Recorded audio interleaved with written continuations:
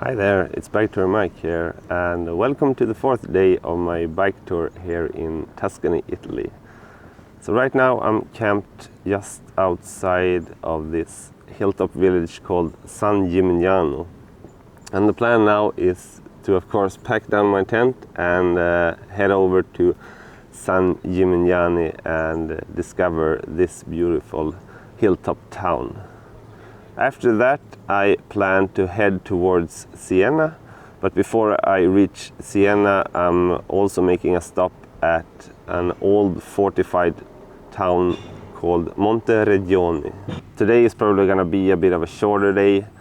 I'm only looking at about 50 kilometers, and I know I told me the same thing yesterday, but according to Google Maps and Komoot, there's not that much elevation today compared to yesterday, so I'm probably looking at a nice day on the bike. So when I'm still here at the campground, I thought I'd show you how I charge my electronics on campgrounds here in Italy. So if you see the thing behind me here, that box over there, that's where all the magic happens.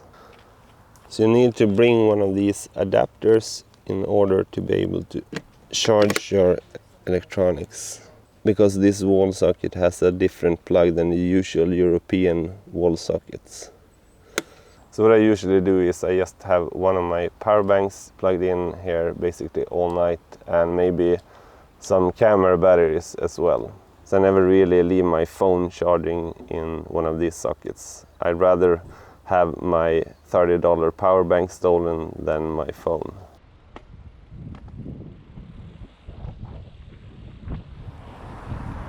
So behind me you can see the town of San Gimignano, also called the Manhattan of Tuscany because of its magnificent towers. And back in the 14th century there were actually about 72 of these towers, all at about 50 meters high. But a lot of them have been torn down during numerous wars during the years, and now there are only about 14 towers left. So the history about the towers is that there were competing families for the rulership here in San Gimignano, and they kept building towers to kind of trump the other family by just raising the highest tower maybe a meter or so in height. And while I was standing here trying to film this shot, a woman just walked past me, which reminds me that now we're actually on the Via Francigena. That is an important pilgrimage here in Italy, sort of like the Camino de Santiago in Spain. So this pilgrimage leads all the way to Rome. So a lot of people stopped by San Gimignano on their way to Rome, which made it a pretty important town back in the medieval times. And I see we have some more hikers coming along this path down here, so I'm just gonna move my bike so that they can pass me.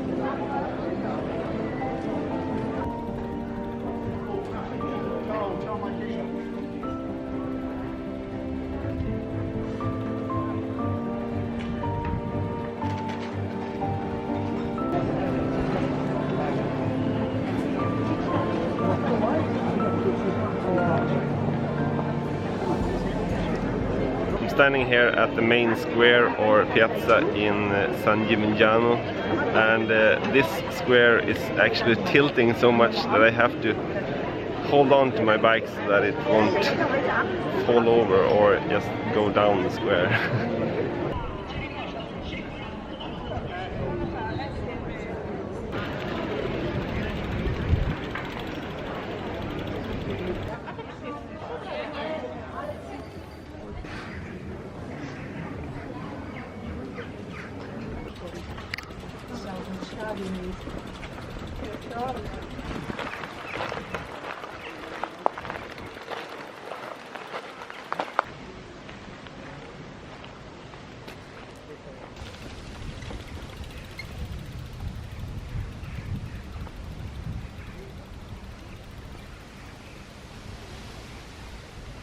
So here's my breakfast slash lunch for today, consisting of yogurt with blueberries and raspberry, a bunch of strawberry, some grape and apple juice, and some biscuits. And all in all, this breakfast cost me just about €5. So San Gimignano turned out to be a really nice place, but I think it's way too touristy for my taste. I don't really want to be in that big of a crowd. I'd rather just sit like here in a park and eat some strawberries and enjoy the nice day.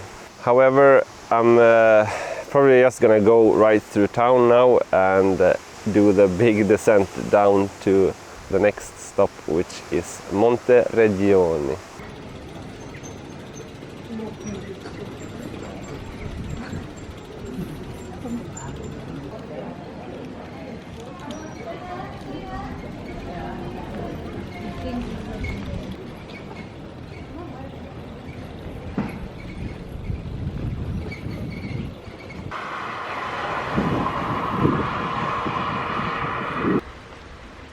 First climb of the day. Whew. Just lucky that we're in the shade most of the time here.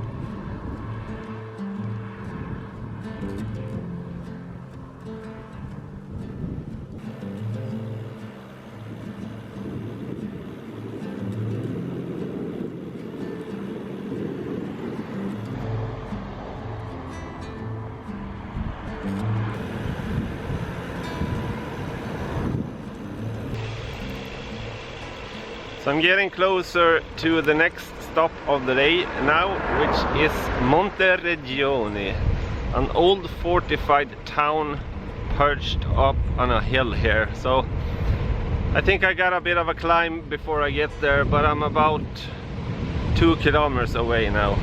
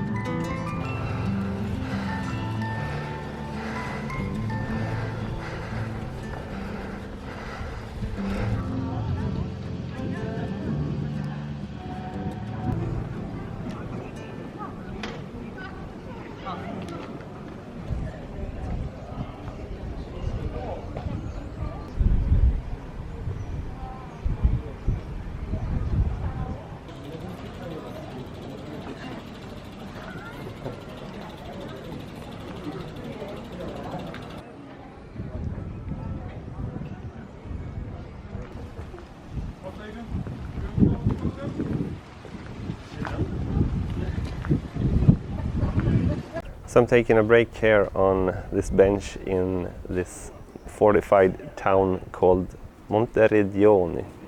This town was built back in the 13th century by the Siena Republic as a front line in their defense against Firenze, Florence, and Volterra. And the wall that surrounds this whole town is about 500 meters in length. And since this is perched up on a big hill. They have a perfect 360-degree view of the whole valley here. And this is also right on the Via Francigena pilgrimage trail. The opening in the wall right behind me here is the entrance from the north side of the Via Francigena. So I have about 20 kilometers left until I'm in Siena, which is the end destination of this day. So I think I'm gonna hop on back on the bike and head towards Siena.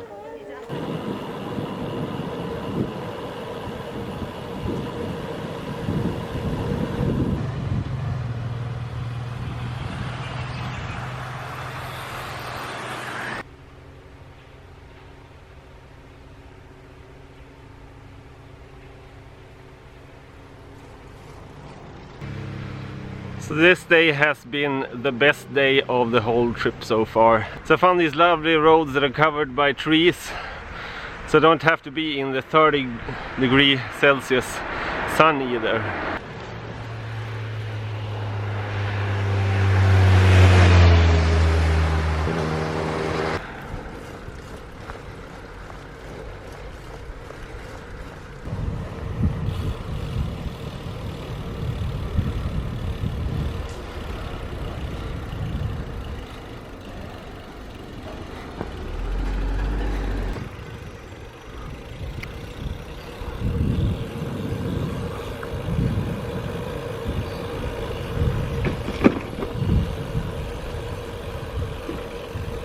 So I made it to the one and only campground here in Siena, and I have to admit I was a bit nervous about coming here, since last night when I tried to check if they had some empty pitches here, there were none to book. So coming up to the reception, I had my finger crossed and I was lucky enough to get a spot. But as you can see, this ground here is leaning more than the Leaning Tower in Pisa, but I think I've found a pretty nice flat spot anyhow. So I'm here record early for me. It's only 5 p.m. right now, and I usually pop in at the campground at about 8. But I thought I'd take advantage of the facilities here, so I'm gonna just pitch my tent and then head down to the swimming pool down here and try out my nice bath cap that I brought along, and then maybe take a glass of wine and actually go on the bus down to the city center here. I was considering taking the bike, but then I would have to find a secure spot to park it in town, and for once it can be nice to not have to think about the bike in the evening. So I'm looking forward to a nice evening here with a short swim and a night out on the town here in Siena. As you can see, bathing cap obligatory, so I'm glad I brought my bathing cap back home from Sweden.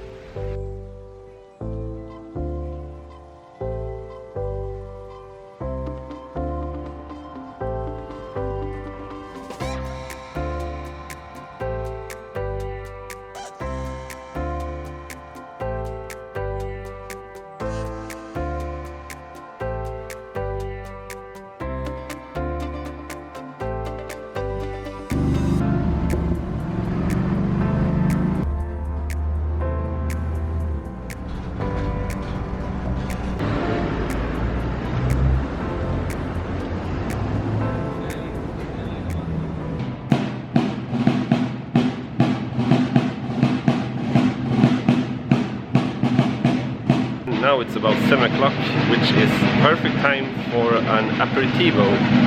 The thing that Italians often go out before dinner. Usually dinner is at 9 o'clock or so.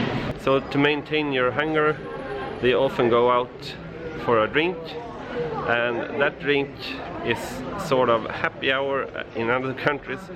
So I'm gonna look for one of these aperitivo restaurants now and see if I can get some snacks to nibble on while I enjoy a nice drink here in Siena.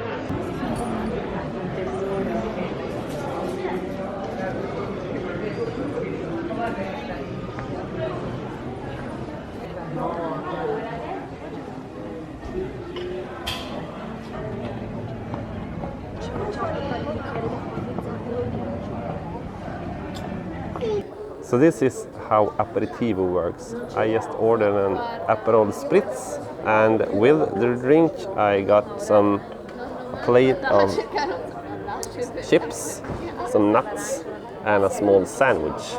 And all this I got for €6. It's nice to sit here along this cozy street and watch people go by preparing for their dinner later tonight. And this is just the appetizer for me. I'm gonna head downtown later and find a real restaurant or a trattoria to eat my main dish of this evening later.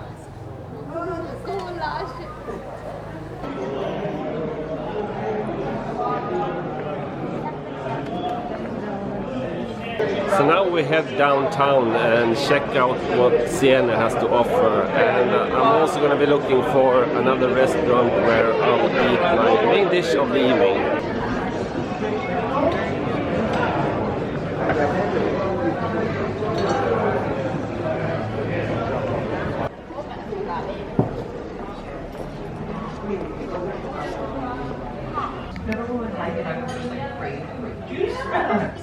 It's not such a strange flavor. I've never used grapes and I never squeezed juice. Yes, I know it does. And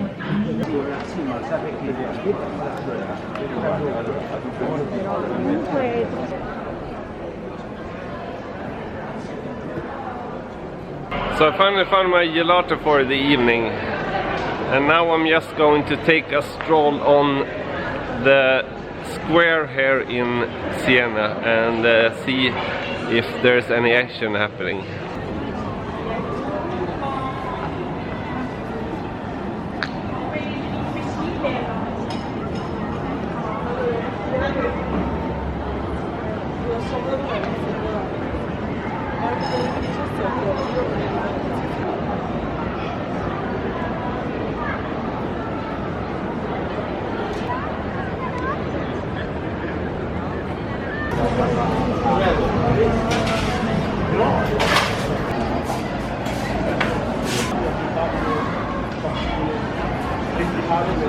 So I thought I'd be full already, but can't turn down a slice of prosciutto and fungi pizza for €2.5. So this is my dessert for the evening.